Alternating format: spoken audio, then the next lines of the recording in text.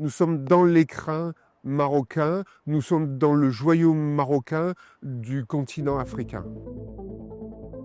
On l'appelle le joyau du Maroc. Le stade Prince Moulay Abdellah de Rabat n'est pas juste une enceinte sportive, c'est ici que dimanche 21 décembre, 69 000 voix donneront le coup d'envoi de la 35e édition de la Coupe d'Afrique des Nations.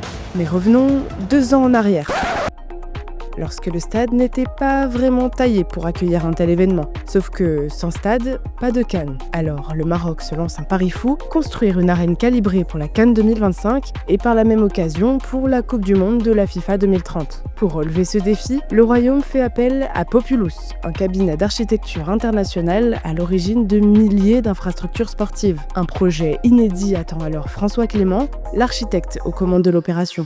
C'est un stade qui a été construit extrêmement rapidement, qui fait partie des grands stades africains et européens et qui est complètement neuf dans sa conception et dans la manière dont l'ensemble des espaces ont été organisés. Et ça n'a été possible que parce que le Maroc produit, réalise, met en œuvre au Maroc. Car pour accompagner l'architecte, des acteurs locaux sont entrés en jeu, les autorités marocaines, des bureaux d'architecture et d'ingénierie, un géant du BTP et pas moins de 6000 Marocains présents sur le chantier. Tout le monde a donné 100% de son temps pour pouvoir mettre en œuvre ce stade-là.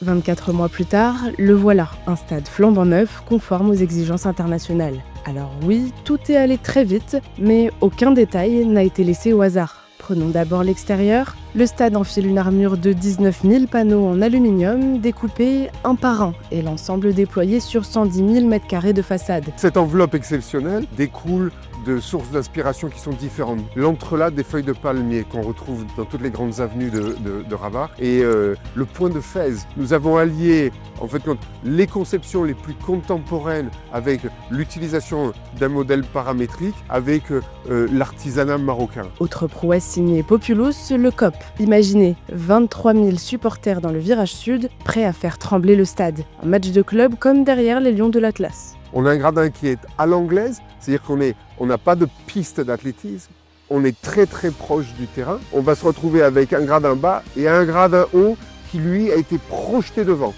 et qui est encore plus raide que les autres gradins. C'est-à-dire que vous allez avoir au sol les joueurs, à côté d'eux, sur le gradin sud, l'ensemble de ces supporters qui vont créer l'atmosphère et autour de ces gens-là, l'ensemble des gradins et des loges qui vont pouvoir regarder l'interaction qui existera entre les joueurs et les supporters. Un stade exceptionnel qui a déjà passé son premier test. C'était le 5 septembre 2025 lors de Maroc-Niger. L'inauguration d'un stade est toujours quelque chose d'exceptionnel parce que c'est le moment où vous voyez les étoiles dans les yeux des gens. C'est à ce moment-là que vous vous rendez compte que tout le travail qui a été réalisé, toutes les études qui ont été réalisées servent à quelque chose. On a assisté à la première hymne nationale du Maroc dans le stade et c'était exceptionnel de voir tous ces gens s'unir pour supporter l'équipe nationale et pour se lever et dire « nous sommes dans l'écrin marocain, nous sommes dans le joyau marocain du continent africain ». L'histoire du stade Prince Moulay Abdellah ne fait que commencer. Le 21 décembre, les Lions de l'Atlas y disputeront leur premier match de la CAN contre les Comores et on espère les retrouver au même endroit le 18 janvier, mais cette fois sur le toit de l'Afrique.